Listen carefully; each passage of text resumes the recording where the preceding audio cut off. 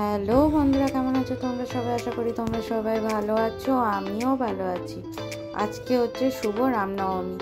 তো রামনবমী দেখতে আমরা সবাই মিলে এই সন্ধ্যাবেলার দিকে বেরোচ্ছি। আমাদের এখানে রাম সীতার মন্দির আছে সেইখানে।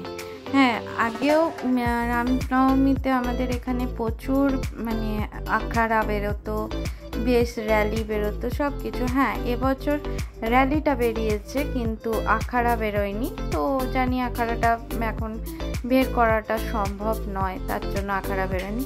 আর এ দেখো, গরমের মধ্যে আমরা বেরিয়ে পড়েছি। এত গরম লাগছে, তার মধ্যে কি আর করা যাবে।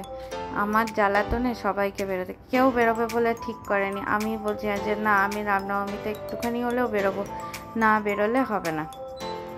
আর এদিকে বাবুর ছোট্ট ছোট্ট দাড়ি বেরিয়েছে, সেটাতে আমরা দাড়িগুলো, ওর দাড়িটাতে আমি হাত দিয়েছি, ও আবার ঘুরে আমাকেই দিচ্ছে। আমি বলছি বাবু, আমার তো আর দাড়ি বেরোয়নি, ওটা তোর বেরিয়েছে, তাই তোর সুড়সুড়িটা লাগবে ভালো। এই যে আমরা 2-3 জনে মিলে, আমাদের একখানা আছে স্কুটি, যেটায় করে আমরা সব জায়গায় ঘুরে বেড়াই।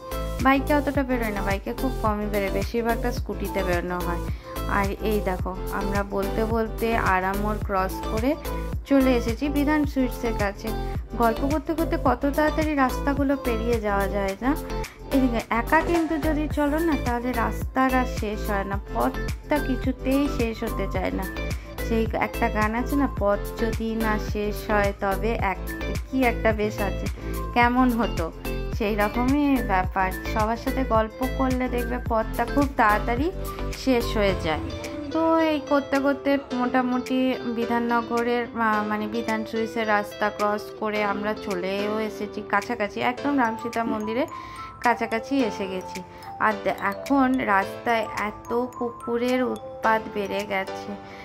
ওরা না গরমে বেচারারা থাকবেই বা কোথায়, ওরা যেখানে পাচ্ছে সেইখানে ঠান্ডাতে এদিক ওদিক ঘুরে বেড়ানোর চেষ্টা করছে। কিন্তু এতে কি হচ্ছে, বাইকারদের খুব প্রবলেম হয়ে যাচ্ছে। যখন তখন না এই জঙ্গল থেকে ছুটতে বেরিয়ে রাস্তার এদিকে চলে আসে, এই করে এখানে প্রচুর অ্যাক্সিডেন্ট হচ্ছে এখন দুর্গাপুরে এই কুকুরের থেকেই।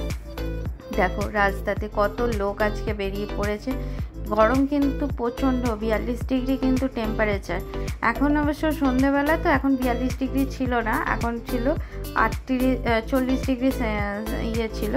কিন্তু তাতেও লোকজন বেরিয়েছে কিনা এই একটা দিন এইখানটাতে খুব ভালো করে কাটানো যায়। আর দেখতে দেখতে আমরা চলেও এসেছি রাম সীতা মন্দিরের রাস্তায়।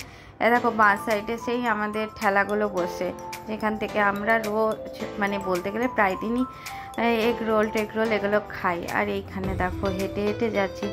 জয় বলে কি, আমি যাব না, তোমরা যাও, এখানে আমার কাছে জুতো জমা দিয়ে ও চলে যাও। দিয়ে আমরা কি করেছি, আমি আর বাবু 2জনে মিলে গেছি। এত লাইন, শরীরটা কেমন যেন আনচান করছে। এই দেখো আমাদের চিকেন রোলওয়ালা বা ডান সাইডে প্রথমেই ও বসেছে। তো আমরা এদিকে চলে এসেছি। আর এইখানে হচ্ছে সবাই ফটো তুলছে। বেশ এই জায়গাটা না ফটো তোলার একটা খুব সুন্দর জায়গা হয়ে পড়েছে। কিন্তু দুঃখের বিষয়, আমি এখন দেখতে পাচ্ছি ভিডিওতে, আমি কিন্তু যখন ওখানে গেছি না, আমি তাকিয়ে দেখবো কি, আমরা তো লোক দেখতেই ব্যস্ত। কত লোক এসছে রাম সীতা মন্দিরে। আগে এতটা ভিড় হতো না, এখন না প্রচুর ভিড় হচ্ছে।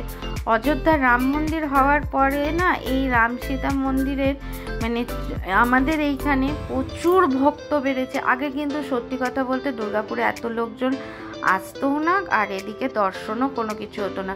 আর আমরা তো প্রায় দিনই রাম সীতা মন্দিরের দিকে আসি, ওই জন্য আমাদের না সেই দিনকে অতটাই যে হ্যাঁ এত ভিড় ঠেলে দেখতেই হবে, করতেই হবে, সেই জায়গাটাতে ছিলাম না। দেখো কত শুধুই মাথা দেখা যাচ্ছে। আর সকালেও তোমার হচ্ছে লুচি আলুর দম বোঁদে খাইছে, আবার রাত্রেবেলাতেও এখানে লুচি আলুর দম বোঁদের খাওয়ানোর আয়োজন করেছে। আমরা এই সাইড থেকে গিয়ে ফাঁক দিয়ে একটুখানি ঠাকুর দর্শন করে চলে এসেছি। আমার ভিডিওটা যদি তোমাদের ভালো লাগে, please like, share, comments and subscribe করে দিও। ফিরবো আবার নতুন ভিডিও নিয়ে। টাটা।